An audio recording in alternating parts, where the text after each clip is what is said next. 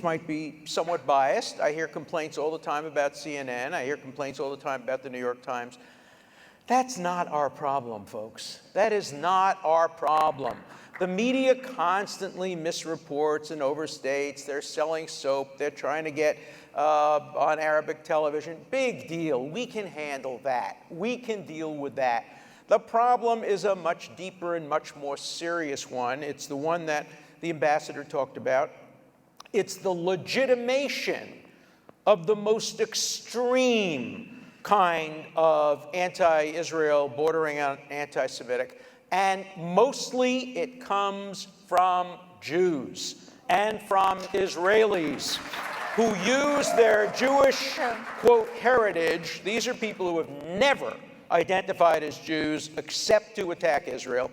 Take a guy like Gilad Atzmon, who was off the charts. Nobody would even know who he was.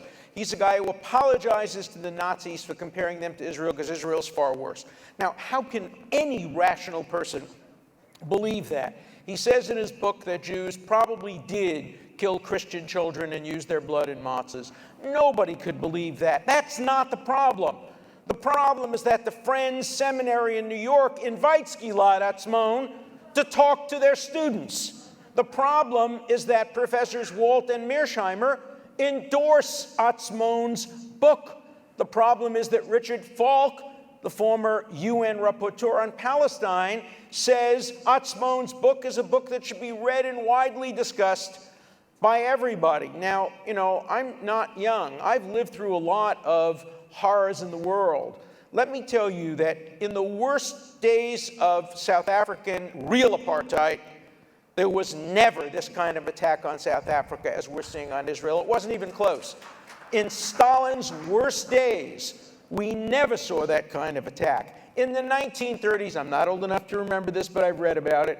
In the 1930s, with the buildup of fascism in both Italy and Germany, we never saw this kind of irrational attack. My friend Phyllis Chesler has a wonderful phrase for it. She calls it almost eroticized hatred.